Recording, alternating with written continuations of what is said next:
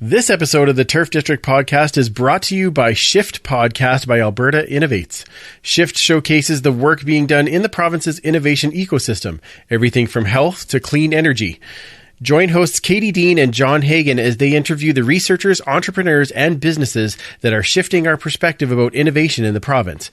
Recent episodes include talks about hemp, innovating in Alberta's healthcare system, and the role mentoring plays with women in STEM. Find Shift Podcast by Alberta Innovates wherever you listen to podcasts, or you can go to shift.albertainnovates.ca. That's shift.albertainnovates.ca. Enjoy the show. Hey, fellas, we ain't gonna ever back down from nobody. I don't care who it is. This is a brotherhood. And if we stand strong together, we can't be denied. If one of us goes down, we have another, and another, and another that's ready to fight. So let's hit this field and bang them, bang them, bang them. Somebody, light me up.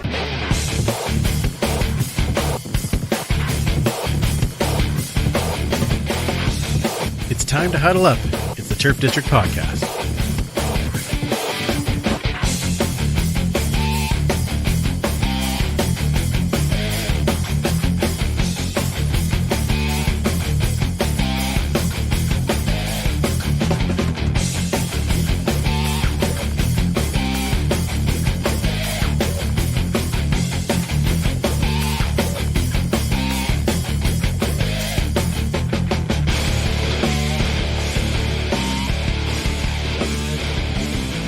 Welcome back to the Turf District, where we huddle up and talk all things Edmonton football team and the CFL.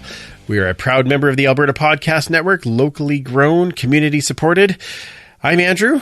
I'm Superfan Mike. And I'm Commissioner Kay. Yay! And we have the three of us all back together in time for episode 200. We made it. Did we? Did we? Yes. Oh, we're almost in sync. I'll just cut it so we're in sync. That's amazing. That was very good. Yeah, we did make it. 100 shows that we have had this team together. Because you officially joined in episode 100, Kayla. And it's been an amazing ride, my friends. Yeah, to say the least. On the other hand, out of this last year, we're like, hey, we pieced together some shows. We changed a name. We've done it all. What haven't we done? Yeah, exactly. Skydive, but we're not doing that. 20 even exist. Yeah. Why? Come on, that'd be so dope. No, so not in. Can we podcast on the way down? Yes. Could you imagine? Yeah, here's the podcast. It's not as scary as you think, man. It's not as scary as you think. What if we bungee jumped and Okay. That's podcasted? scarier. All right. Do you guys remember 2018 at all? Like, there's no way I'm doing any of those. Like, no It's way. like I can't toboggan, so we're Yeah, not exactly. I'm not doing. I can't imagine that would be on the allowed list at this particular moment. Yeah. All Plus, we have to do is hope she doesn't listen to the podcast. we do the. Well, we're safe. If we did, if we could record on the way down when all I do is curse from top to bottom. I swear if I live through this. Yeah, that's going to be a lot of fire truckers. That's what that's going to be. I can tell you right now. Well, I mean, we got to 200. I think what's the better way to celebrate this than to sit down together and chat? Yes. I know I was trying to work on some guests and things, but I tell you, guests are hard right now, even though it's all on Zoom. It's funny. There's a lot of people who are busier than they ever were before, myself included. And so sometimes it's hard to kind of swing this all together, but I'm glad that the three of us are here to chat. I mean, it's the 200th episode. I can't imagine missing this one. We didn't miss 100. No, we definitely didn't. We were there for that one. Yes. Were we? I don't remember. I'm kind of old. Oh, no. We were there. We were there. Yeah. My eye still twitches thinking about it. the Warren Moon stories. It was so good. I was thinking the glitter, but yeah. Yeah. You know what? and I did send this to you guys. I think the podcast world should know this. As I was cleaning out the turf district, I have found and taken pictures of the glitter in the carpet that is still there 100 episodes later and sent it to Kayla so that she knows that the glitter lives on. And it'll keep living on. So, Kayla, still more. Your mission, should you choose to accept it, is to christen the new house. Shut up. God, what is wrong with you? I'm so honored. Of course. I accept. The one thing that you need to know is that it can only be wherever the turf district is. Well, that's how you determine where the turf district is. You just throw the glitter and let the glitter tell you where the room will be. Which room shall I pick? It's glitter? like the sorting hat in Harry Potter. Oh, I love it. I love it. Anyone who walks in takes a piece of the turf district with them on their socks. It's brilliant. It's wonderful. Oh, Yes. my. I'm sure when there's a laundry, they're like, yep, brilliant. Yeah, it's fantastic. Yes, exactly. That is very funny, though. It's good that we'll find a way. We'll find a way to christen it appropriately, most likely with some type of alcoholic beverage. Pardon? That never happens. No, not here. You know you can get alcohol with gold flecks floating inside. That's the word. Goldschlager. Oh. Yeah. So it's like sparkles inside. So that is a gimme then when we're allowed to be together again? Yeah. I look forward to sitting around this table with you guys one of these days. One of these days. It'll be weird. I know. It'll be like, you're sitting right there. I don't have to wait for some kind of delay to talk to you. Like, this is bizarre. Yeah. I don't know who you're looking at. You want us to talk? Yeah. If I point this way, that's Mike. If I point that, that's yeah. But your finger keeps disappearing. That's anyway, yeah. Well, it's because the stadium not is a video surrounding me. podcast. Yeah, not yet. That's true. Yeah. I do want to say thanks to everyone that came out to grab T-shirts and cupcakes. It was a fantastic Saturday afternoon where we got to meet with a lot of people, have some great football chats, and I'm really happy that we had some people picked up their shirts and they're sending me some pictures with their shirts on and stuff. It's been pretty fantastic. And at least we're not sending you pictures with our shirts off, so that's good. Also a good preference. Yeah, no, I that like costs it. Extra. Yes. Well, I look forward to the three of us being together and taking a picture with our new shirts. Yes. It's going to be fantastic. Yes. And on the YouTube, we now know what the saying is for the next shirt. Yeah. That's right. Get your shots now so we can have shots later. It's important. Yep. I like this. Julian, coming up with the winners right there. That's fantastic. That's right. And still have lots of t-shirts available. If you are still interested in one, please let me know. They're $25 with $10 going to the Dwayne Mandrusiak Legacy Fund to support amateur football. So make sure that you grab those. Now, let's talk about some big news on the internet. I don't know what age, but a Minecraft person has built all of the CFL stadiums on YouTube. It's amazing. It's amazing. It's not even the word. Yeah. Like the amount of time and effort it would take to do that. Like I have a hard enough time drawing making a house in Minecraft. A house, like a hut, you mean? Like that's what I make. Yeah. Yeah. I just it's like, okay, that's close enough. It's like, that's not even a house. What happens when you have a 9-year-old that critiques your work? That's right. Yes, I have a few of those children that are like, that's not right. Yeah. Riley, he says, okay, let's go play this together. I'm like, okay, well, how do we play? He's like, well, I'm just going to build here and you build over there. Okay. So I'm like, okay, well, so I start, building a little room and I'm all excited and I look over, the kid's got a mansion built. He's like, I got all this going on. I can fly off the top. I'm like, what the hell? That's not okay. But the stadiums, though, were pretty impressive. Like, they were very impressive. Very well done. I was proud to see that the sight lines at McMahon were really good, but it still looked like the seats were horrible. That's good. Yeah, I did that on purpose. Words together? Yeah, for sure was. Yeah.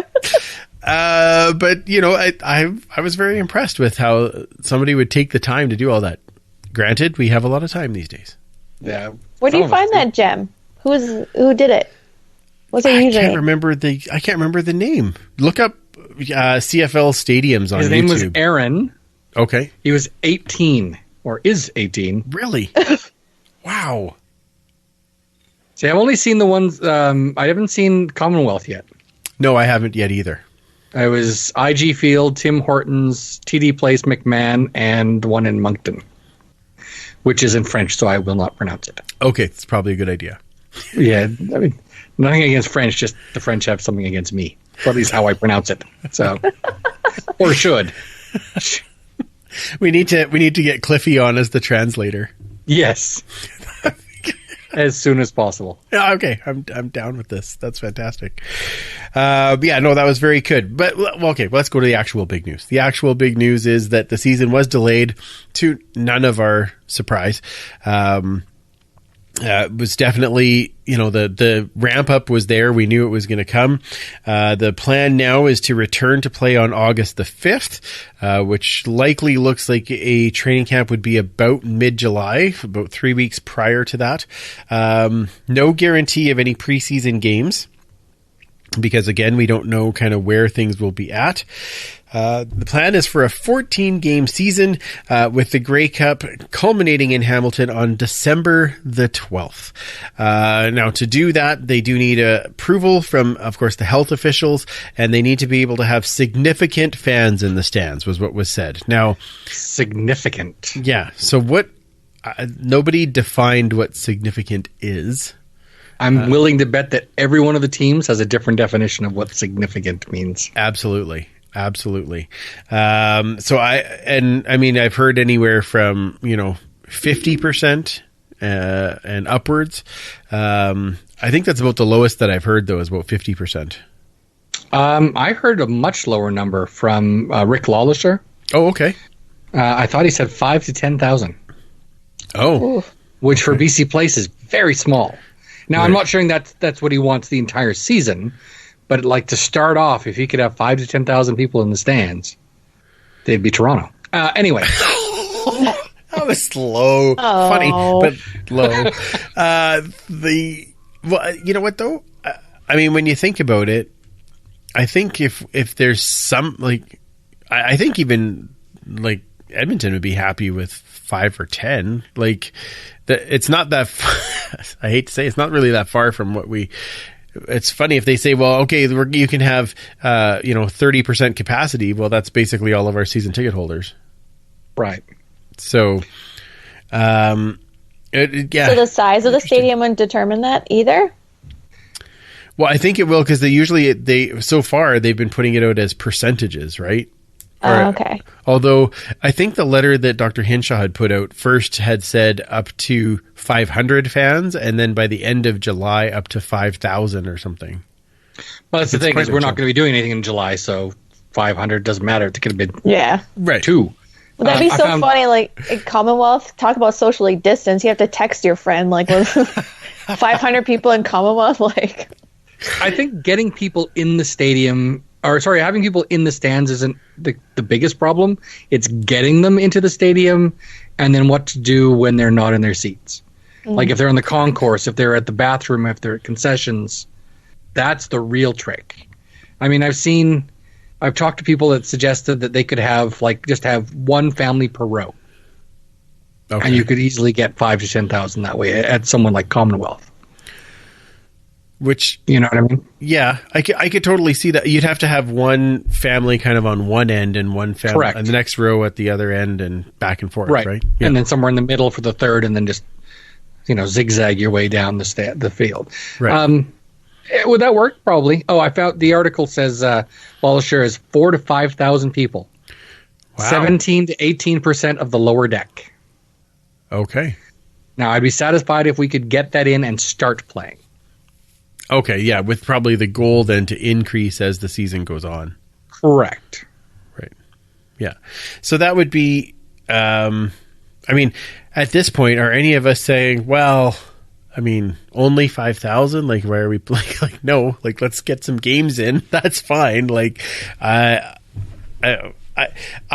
fully of the opinion and I guess expectation. I don't expect to be in the first group of people to be sitting watching a game. If I can be, wonderful, but I don't expect it. I just want there to be games, and I want us to have games to talk about. So there'd be 100%. a lottery of sorts for who goes first, kind of thing. Do you think? I'm not sure. I think it could be in reverse, like based on seniority. If you bought tickets in 49, you get first right of refusal at being in the stadium. It's like, and if you're not comfortable, it goes to the next group. If you're not, et cetera, et cetera. That's how they tend, at least in Edmonton, how they tend to do a lot of things is based on seniority. So it would kind of make sense. But yeah, lottery works as well. They did that for a lot of different things, like even going back to the Heritage Classic in 2003. Right. It was all based on a lottery. So, but my question is, let's say you're paying for gold seats, and all of a sudden they stick you in, row 76, section YY. You'd be like, wait a minute, I'm paying for these seats. Why am I getting? But then at that point you can refuse. So who knows? Right. Yeah, exactly. And then that, okay, well, I'll take the credit instead, or however that's going to work. Like, they're going to have to do something in there. They're already talking about credit. So, well, the team did put out, yeah, exactly, because the difference because it'll be 7 home games instead of 9. Right. There is going to be a difference already, and so you do have a credit on your account, and you can decide whether or not to put that towards your 2022 season tickets, exchange it in for gift cards for the team store, and the last one was upgrade your seats in 21. But again, like you just said, Mike, upgrade your seats. Well, that's great if there's seats available, or if we're even allowed to go sit in them, right? So that one's a little bit of a gray area, but the other two I can totally get behind, and I actually kind of wavered because I'm like, maybe I should just put it in Steam Store credit, because that new gear is going to come. New gear. I've already paid for it. That would be okay. Maybe. Right. Like, come on, get me some gear. Only the latest gear I have is our own shirt. New jerseys are going to be out. Oh, you got to know there's got to be one of those. I mean, we're going to have some new favorite players out there as well, along with our old favorite players. Exactly. I might need a new Darrell Walker, because the one I got before, I'm not sure it fits no more. No? No. Might have to get a different one. Pass it down to your kids. Exactly. Well, that's all right. I was all prepared to get my new 27. Ooh, Tana Green. That's and right. wear the helmet. That's right. See? I can wear the helmet right to the game. You keep your distance over there. I got the helmet on. Yep. It's very important. Yeah. So, I mean, one of the other things that they were talking about was the games could start all in the West and then move to the East, just because the East is having the bigger issues at this particular moment. But then move to the East stadiums as they're able to have fans. There's a lot of contingency plans if there needs to be changes just due to the virus. So we talked a little bit about it on the YouTube, but what do you guys feel about even the return plan, or how do you feel about it this time around? So Kayla, let's start with you. Cautiously optimistic. Oh, 3 cautiously. Okay. Yeah, I don't get my hopes up for anything anymore. Nobody blames you. No. Yeah, exactly. It's nice to have some news of sorts. So I don't care when we start. I just want football at this point. And I don't really care when Grey Cup is, tradition or not. I don't care if it's in December. I don't care if it's freezing cold. I don't care. I just want to be in the stands. Fair. Eventually. Hopefully. Exactly. Because I don't have seniority when it comes to season. I will be like the last of the grazing cows trying to get in to get the good picking. So, but yeah, I mean, December, Hamilton, probably not going to be as bad as Edmonton December. And I've been in like minus 25 going to a game. I don't care. I will dress it. I will go. Friggin' who cares? Cautiously optimistic that it's going to happen, but I don't know. What else can you say at this point? Yeah, well, I mean, people are saying lots of different things. I agree with you. I'm definitely optimistic. I think the delivery of this one was much better. The delivery of the message was, we have to change, we have to delay, but we have a plan, and we have a backup plan, and we have a backup plan to that to get some football in this year. And it just, I don't know, to me it felt different than last year, where it was like, well, we're going to have to delay, and we're kind of counting on the government. And we don't know. It's kind of loosey-goosey. This is all, we have no idea how we're going to do this. This year it felt a lot more like, okay, here's our plan, and we have plan B. We also have a plan C in case. And it just, as a fan, I was much happier to hear that instead of, well, we're delaying, but we don't know what's going to happen. Like, I just felt it was a little more organized this time. Mike, would you agree? I hope so. Oh, go ahead, Kayla. No, I was just going to say, I hope so. I mean, it's been a year, like, since this whole thing started. You would think that eventually they'd have a bit of a better plan or idea of what would happen, or, you know, have, like you said, plan A, B, C, whatever. Whereas last year, I can understand that it was like, oh, this is all new. Like, what the crap do we even do? But at least it's kind of like, okay, this is what we can do. This is what we may do. This is what we might do. So, yeah. Yeah, I like that. Super fan. I think the biggest issue, and I've been sort of milling this about in my head since we did the YouTube live, is that I trust in the league completely that they've got their plans. They've got, like you say, plan A, plan B, plan Z, all, you know, C, all the way down to Z, whatever. Okay. But it's all contingent on the people. So do I trust that the people are going to do what's right? Because everyone has a different idea of what's right. I'll have a different idea than you. We'll have a different idea. Kayla was a different idea than our families, whatever. Everyone has a slightly different version of what's the right thing to do right now. And it's not better or worse. It's just, this is what's working for me. Right. And so will we get, I mean, I just want to get to the point where we can get together in a room together. Yeah. That would be awesome. I agree. Yeah. Before we get together in a stadium together. That's fair. When I see those stepping stones, and that's what I almost maybe need to do, is start figuring out, okay, once we can get people in, like, to gather in our backyards, and then maybe gather inside, and then maybe, and see how that goes and progresses. Because, I mean, as it stands, they said, 30% of Albertans that are eligible have gotten the shot so far. Right. So, like, over the age of 16. So we're getting there, right? We're getting to a place where we should be, and you kind of want to hear more people doing that. I know they are. I mean, some, well, man, I tell you, Gen Z or Gen X, like, they went crazy when, oh, we can book now? Okay, let's go. Right. Yep. It was like, holy, I loved the references to, everyone, you know, in the U2 concert line waiting for tickets. Like the Ticketmaster. Exactly. Oh, it's totally what this it was. Is easy. Yeah, exactly. We were born for this. That's right. Yeah. It's our time. But I'm excited to hear that number go up. And like you said, those stepping stones will definitely be helpful. But I really do think they're going to find a way to pull it off. So that's just me. I could be wrong.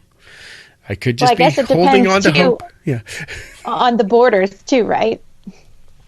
A lot of players coming in from the U.S. and Europe.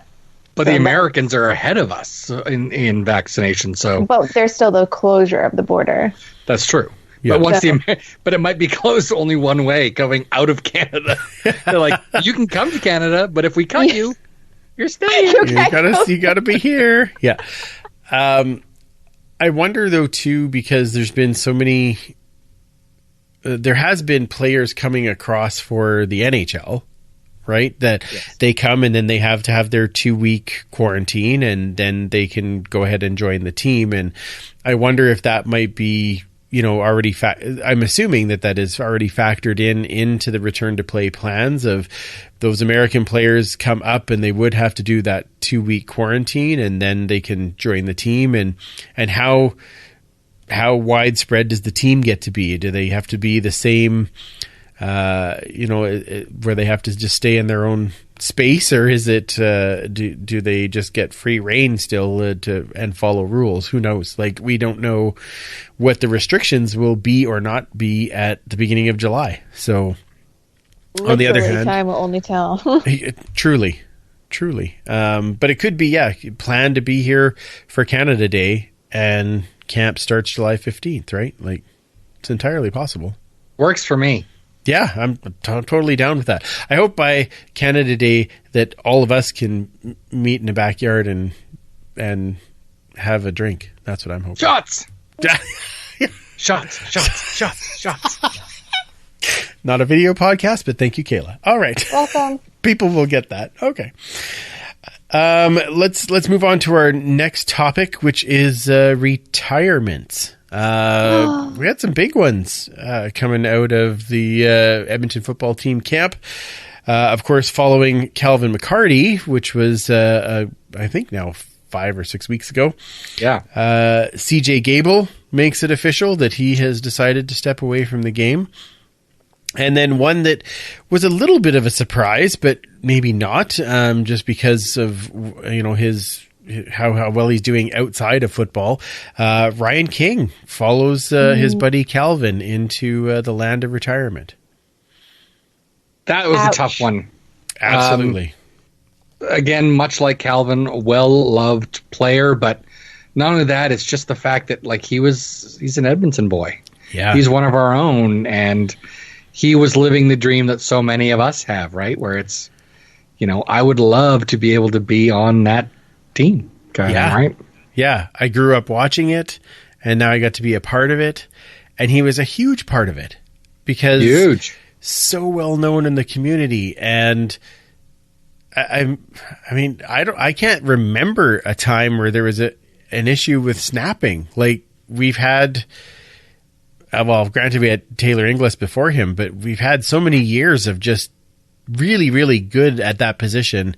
And Ryan and Calvin kind of redefined special teams as far as punts and field goals, all those types of things. I think it's a big loss and really tough because, of course, Ryan is a friend of the show too. And Yep. we want to see him out there and how excited he gets for fans and all those other things. So it's definitely a tough one. Well, think about this for a sec. Try to guess how many players on the 2021 team that are currently under contract played in the 2015 Grey Cup year. Let's see. Wow.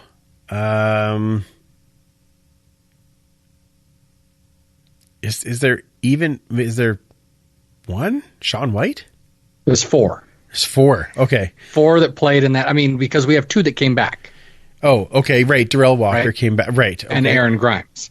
And Right. otherwise, the oldest continuous player on Edmonton that's been here since they signed, that has not left the team and come back, is David Beard. Oh. Yeah. Wow. Because Sean White came here in mid 2015. Right. Yes. David Beard was drafted that year and was with the team in 2015. Wow. So there are 4 left. Holy cow. That's crazy, right? Yeah. So the culture is definitely shifting of this team. It's, we have a lot of new players, and they are defining what this team is going to be. Yes. Yeah. And we have those ones that have been around the few years that are now getting into that veteran zone. When you think of Kwaku, you think of, I know Forrest Hightower is already a veteran, but with our team, it's kind of just been that few years. You look on obviously David Beard. And so there's starting to be those guys that are, started here and are now becoming the veteran leadership, right? So it'll be interesting to see how that pans out as they start to play. Yeah, I mean, you think about it, 2017, that's where we have a lot of those players because that's when Brock came. Yeah. Right? So he is bringing his players and molding the team under his vision. So I'm just going through the list of all the players that are certainly signed to the team, and so many of them their first season was 2017. Right. Well, and that's when, we signed a lot of Red Blacks that year, as I recall. We did. It's weird. That trend has continued, to say the least. Yeah, just a little. Well, getting back to it, congrats to both CJ Gable and, of course, Kinger. Snapping wins championships lasts forever, and really appreciate all the things that he did with the show and everything he did on the field, for sure. Now, the team did announce their coaching staff for 2021. Let's hope this coaching staff actually gets on the field. that would be kind of nice. So, Coach Elizondo, of course, is head coach, offensive coordinator, and quarterbacks coach. Noel Thorpe is in as the assistant head coach, the defensive coordinator, and defensive backs coach. AJ Gass, friend of the podcast, special teams coordinator and linebacker coach. Can't think of a better thing for him to do than be a linebacker coach. This is how you cut somebody in half, and this is how you throw their helmet. It's perfect. Winston October is the passing game coordinator and the wide receivers coach. Demetrius Maxey returns as the defensive line coach. John McDonnell back as the offensive line coach. Chris, now is it Rippin? Or I think it's I believe Rippin. so. Yeah. Is the assistant to the head coach and the special teams assistant. James Valono is coming back in, or is coming up for the first time as the running backs coach. Derek Oswalt is the defensive assistant, and Vincent Campbell as the offensive assistant. So, kind of nice that there is some consistency between the other years, but they are getting some of these new guys in as well. I'm super excited about our special teams because if you look at the names we've got there, Noel Thorpe was a special teams coordinator here as well as in other places like Montreal. AJ Gass, of course, played special teams and was special teams coordinator in 2019 and this year. Winston October, of course, one of the people we say is one of the last great returners this team ever had. Absolutely. Demetrius Maxey played on it. Chris Rippin was an assistant special teams coach for years. So we have a lot of people with special teams experience. So I've got to think that can only be good things for us. You'd have to think so. Hope. Please get a return this year. And we need it. I don't even care this year if we don't have a return touchdown. Just let's get to returns out to the 30, the 40, that kind of thing. I agree. Not one in our touchdown. Yeah, okay, I'll take it. Okay. At least one. Come on. AJ was pretty committed to that. Yeah. Every game. Yes. There you go. Perfect. See, we've narrowed it down very quickly. I don't know. This shouldn't be that difficult for them. Just one touchdown per phase per game. And then that's a challenge to the defense. They should do the same thing. Correct. Yep. Yeah, that's what we said. All three phases: one for the defense, one for the special teams, and more than one for the offense. One per quarter for the offense. That's fine. Right. Like, if the D and the special teams are getting one each, then we only need one each quarter. I say let's offense. get 6 or 7 touchdowns a game. How they split it's up to them. That's right. Yeah. Ooh, yeah. I'm very fair. Solid. You know what? You're nothing but if not fair, Mike. That's right. Just to say, Expectations are there. Yeah. Yeah, I mean, here's your goal. You guys figure out how you get there. That's right. Right. I just lead with the goals. That's how this works. It should be an interesting coaching staff. I agree with you. I like the special teams aspect. I really like the defensive aspect. Thorpe running DBs, Gass running linebackers, and then Maxey running the defensive line. Like, come on. That defense should be pretty amazing. Mean. Yeah, exactly. Yeah. We're going to see some big hits, and I'm okay with that. Mean machine. What was that other thing? Get your shots now so we can watch them shots. And that's what's going to happen. A lot of shots in that one. Let's talk global draft, because that was an exciting thing that happened a couple of weeks ago. That was shocking. Oh, it was crazy. I couldn't believe how many kickers in the global draft this year. They had 4 punters of the first 9 people picked. I know. Like, not even field goal kickers or kickoff guys, punters. Yeah. And as Brazilian Ty would say, punters are people too. That's very good. And a lot of them from Australia, right? Like, which, again, not much of a surprise. no. Lots of guys kicking in Aussie rules football, rugby. Yeah. It makes I'm sense. down. But yeah. What did you say, Kayla? I said I'm down for that. Oh, you're down for that? Yes. Again, some rugby guys. Come on, Some Heck rugby yes. guys. Oh, exciting. Rugby. Okay. I think Ruggy. That's fine. Kayla's like, I want to be down for those interviews because I love that accent. It's exciting. Well, Yeah. All right. Don't get all down under on us. That's exciting. Okay. my. Let's go over the guys that we picked. How's that for a topic change? All right. Second overall in the draft, offensive lineman Steven Nielsen from Denmark, who is playing at Eastern Michigan. 6'8" giant, and he's played both Jeez. tackle and guard. And they did a little video with him, and he's just excited. He's just excited to play professional football. And I'm excited to see a kid like that get on the field. And he's got, like, he has that little bit of an accent, and it's awesome because he's just like, I'm just going to hit people. Like, it's great. It's like so good. Perfect. Just not me. And Yeah, we're good. yeah, exactly. As long as we can be friends, then great. This is awesome. 17th overall, we pick up a defensive lineman. Here we go. Missiona. Eolupti PA? I'm not going to get that one. We will have to ask him Pay? sometime.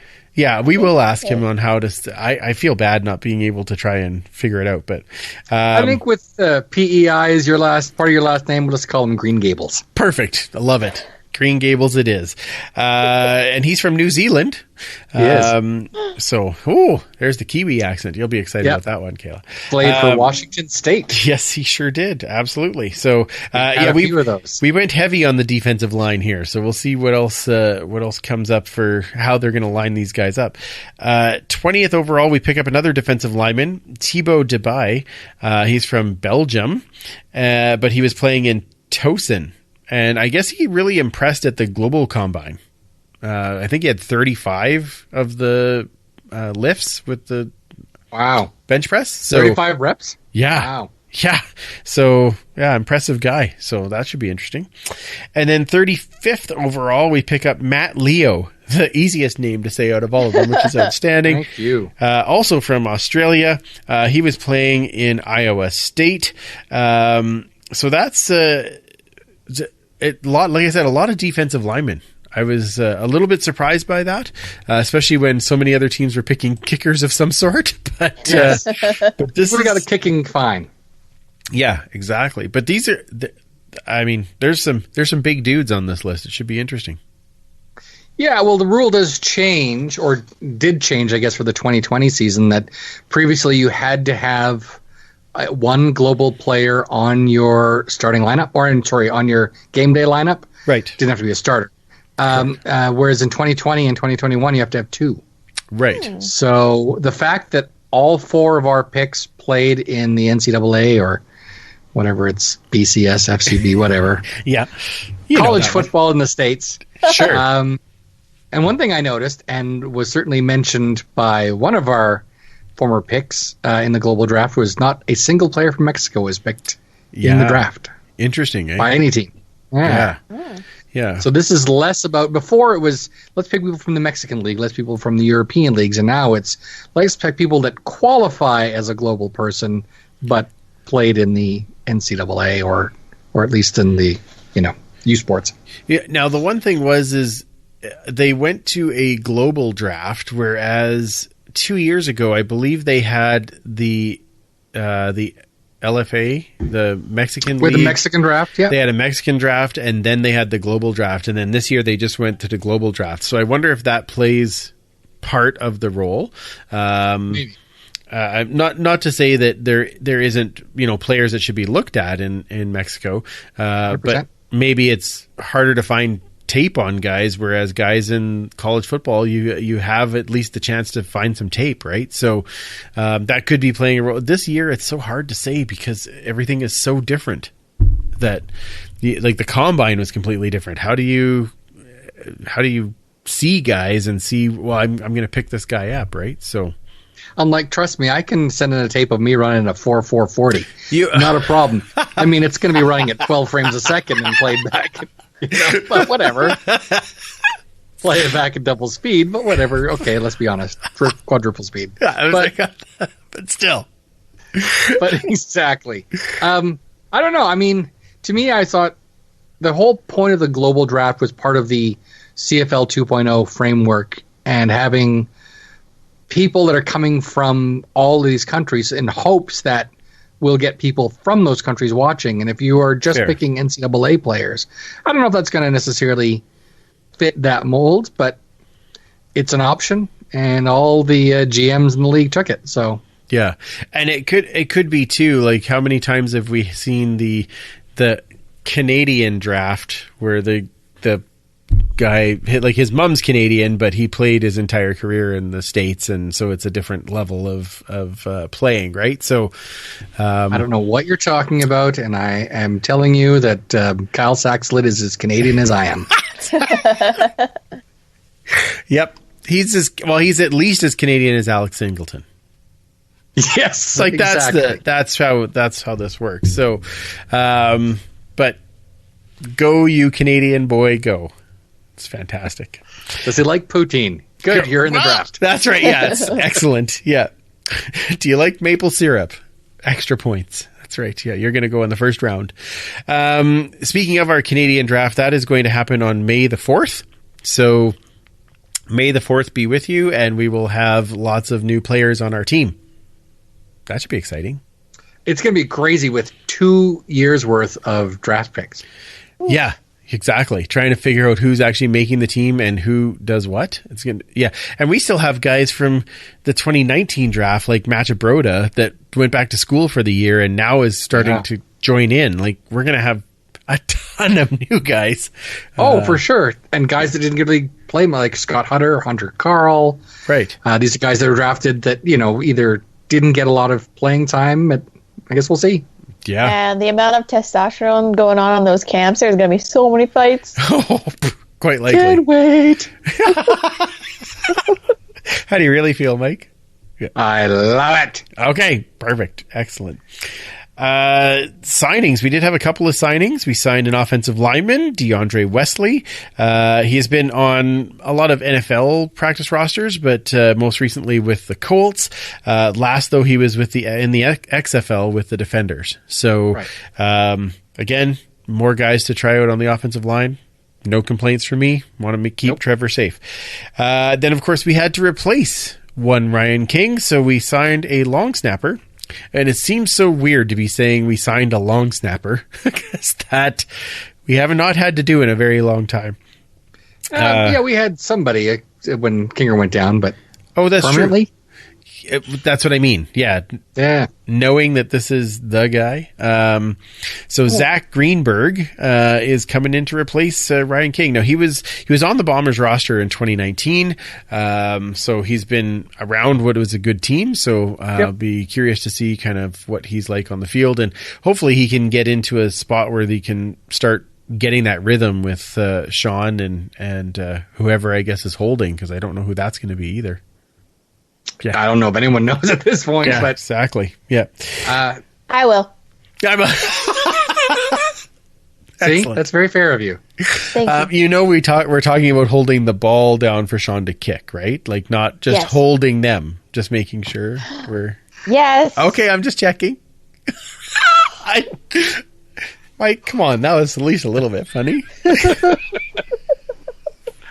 I'll just have my camera there as well. Oh, perfect. Yeah. Oh, that's going to be some serious action shots. Yeah. All right. That's outstanding. My GoPro. That's what I'll have. Excellent.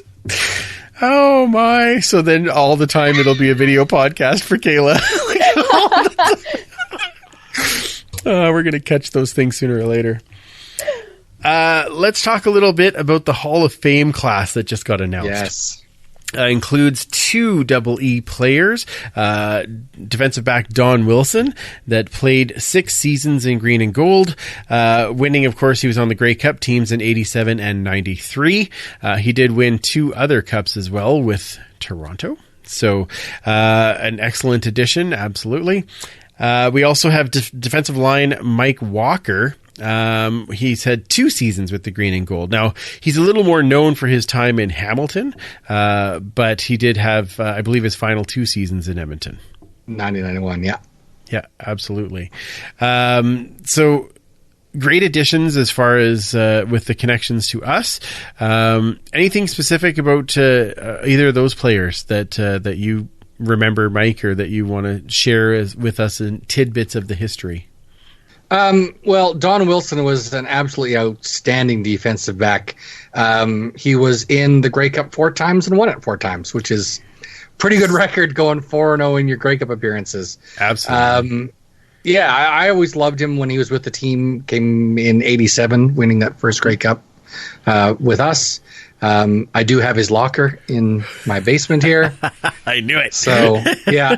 That was a kind of a nice thing. So I've got a couple of Hall of Famers there now, and AJ Shirley is going to be in the Hall of Fame, so we're good to go. Yeah. Oh, he's got to go in there. He should. Yeah. Yeah. Exactly. I mean, and Wilson, I want to say the knock on Wilson, but the reason Wilson maybe isn't as popular here as some other players is because he was here and then he left, and then he was here and then he left. It was like Edmonton, Toronto, Edmonton, Toronto. Right. Edmonton kind of thing, because he was here 87 to 89, then 93, 94, and then 98. Right. So now, was he part of that enormous trade in '89? No. No. Okay, I was getting it mixed up. Okay, I thought that he was in that trade, and that's when he went to Toronto. But no, he just left. Okay, so back and forth and back and forth. Yeah, and I can see that, but I agree with you. When he was here, like we called his name a lot because he was busy on the field. I don't know. Yeah, he was part of the trade, but you're thinking of the '89 trade. Right. He was we got him back in a trade. Oh, okay. That's the Tracy Ham trade. Yeah. That's what I was. The Tracy Ham trade. That's what I was. That was in '93. Oh, okay. I'm just mixing up which one. Okay. All right. Because that's the 8-player swap. Yeah, 8 for 8. 8 for 8. Yeah, that's right. 16 players. Yeah, I thought he was in that one. I just couldn't remember exactly how that when that laid out. So, all right. Well, there's a few other people that are also going into the Hall of Fame. Receiver Nick Lewis, very well deserved, and funny dude. My best memory with Nick Lewis is the last virtual Grey Cup. We had the party rooms on Zoom, and ended up in a room with him, and boy, we had some great laughs. Like he's a funny dude. So I definitely want to send out congrats to Nick. Defensive back Orlando Steinhauer, very well deserved, and I think will be well deserved not only as a player but as a coach in the long run. He's great on both sides. If he stays in Canada, I could see him going to the States. Like, he's got talent. Yeah, it's very true. Defensive lineman Will Johnson goes in. Head coach Marv Levy, which is getting a lot of fanfare, of course. Well, he's now the 3rd person to be in both Halls of Fame. Yeah, that's impressive. Absolutely. And of course, former commissioner Doug Mitchell. So yeah, some big names going in this year. I was kind of wondering if it was Ricky's time, but I think Ricky's time is next year, right? Just because of because you have to exactly. You have to have been retired for 3 full years, right? And he's only been retired for 2.5 years at this point. So okay, well, we know who's going in next year. Like that's a no-brainer. Yeah, he's got to be a first ballot kind of guy. There's so many players that you would love to see go in. I'm glad to see guys like Don Wilson and Mike Walker go in, because these are guys that played years ago. Yes. That were, Mike Walker retired after 91, so we're talking 30 years at this point. So that's great to see, as well as the more modern guys like Nick Lewis and Steinhauer and that kind of thing. So yeah. No, that's great. I like the balance, right? Yep. And I think it's good for people who aren't as familiar, like for me, the CFL back, I think beyond 2000s, I would say, because Nick Lewis is the name that I recognize. Same with Orlando's, because for obvious reasons. So it's nice to, like you said, bridge those divides, because like the first couple of guys, honestly, I don't know who they are. Right. Yeah, right. I just they don't. played before you were a fan, for sure. Exactly. So it's nice to, I'm like, oh yeah, I know Nick Lewis. I mean, it's Stamps, but what are you going to do? At least I know his name. So that's kind of cool to be like, oh, okay, yeah, I get that. I know that. I feel like I'm a fan now. And you knew his name because he was good, so Amazing, it makes sense he's in the Hall of Fame, right? Exactly. Exactly. That's very good. Well, and some of those guys that are going in were involved in the game before you were born, Kayla, much less watching the game. So, right. So that would be a big difference. So, all right, before we get into the end part of the show here, let's go with this episode is also brought to you by the Edmonton Community Foundation. The foundation acts as a bridge between donors and charities to create a strong and vibrant community. You can start a fund yourself or with a group, and once it reaches $10,000, it can start distributing funds. The Dwayne Mandrusiak Legacy Fund to support amateur football is there.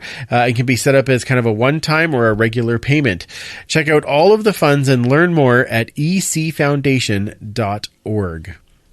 Speaking of Dwayne, he has a new position with the league, with the CFLPA. So I think a great addition going in as a safety coordinator and also for equipment. Basically, what did they call it? Equipment, not manager, but equipment recommendation, or I can't remember the name of it. Yeah. Just with all the years he's been doing this, I mean, nobody else around has been doing that job in the CFL longer than him, and only George Hopkins is close with he's starting the year after. Right. He's seen it all.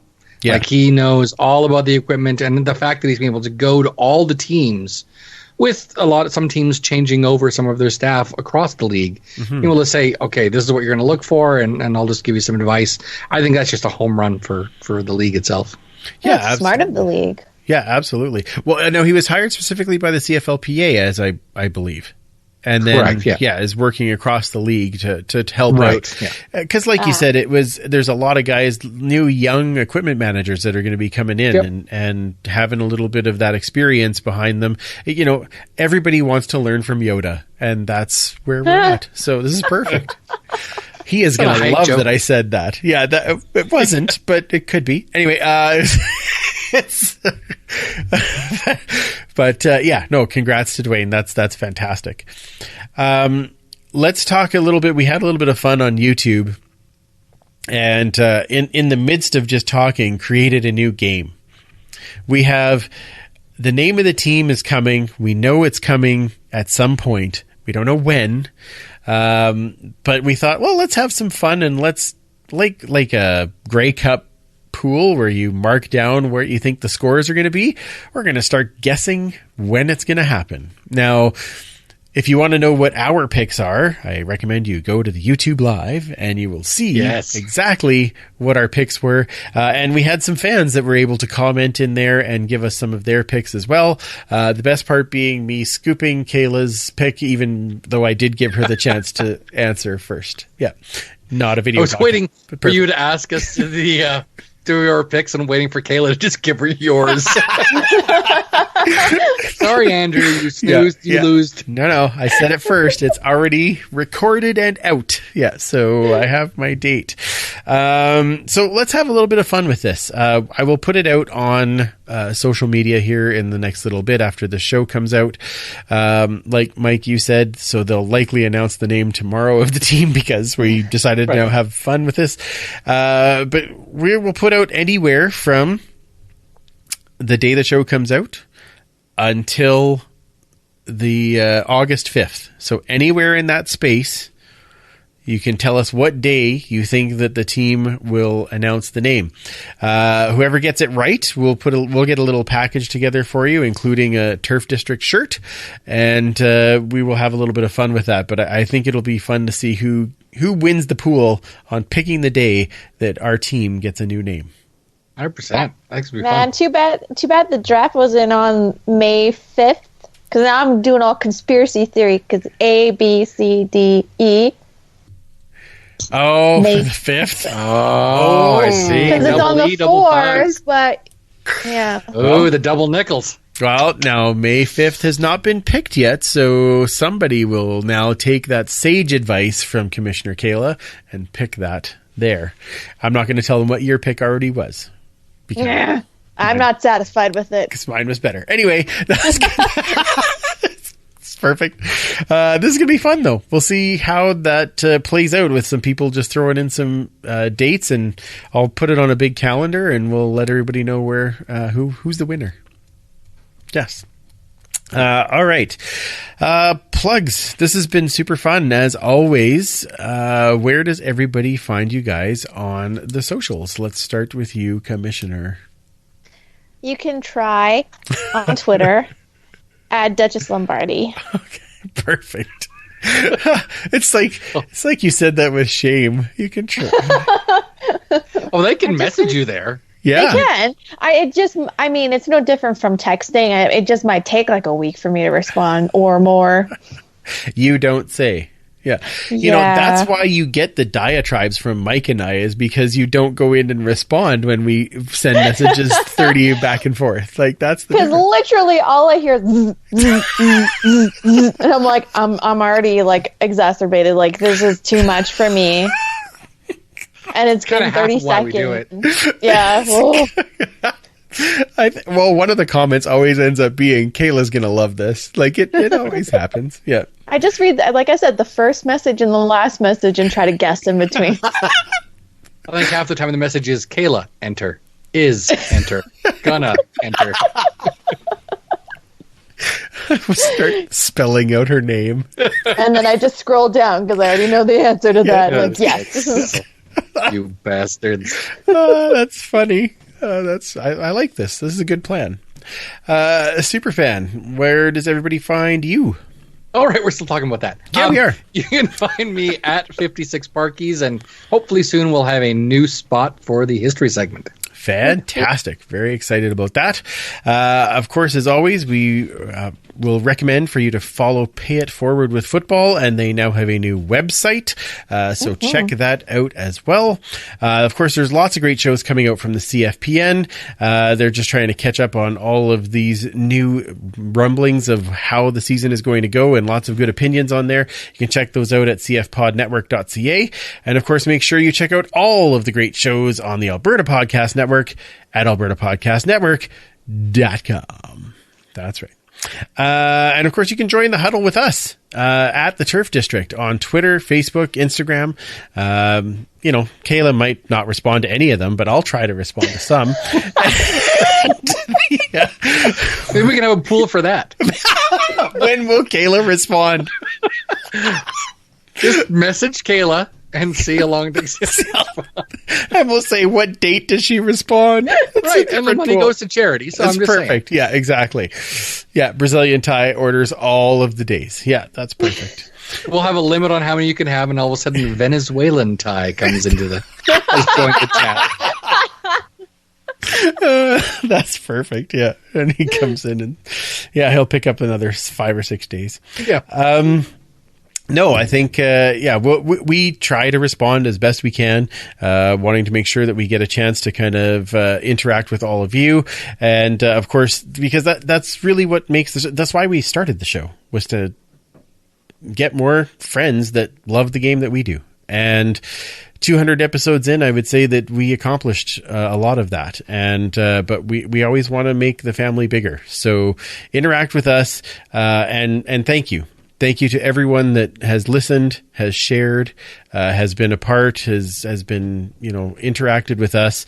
It's been an amazing 200 episode ride, and we thank you from the bottom of our hearts for being part of it. So, as always, for Commissioner K and Superfan Mike, I'm Andrew. And remember, you can't catch footballs with your face, and we will absolutely talk to you very soon. Thanks for listening. Find more great shows like this at CF Pod Network on Twitter.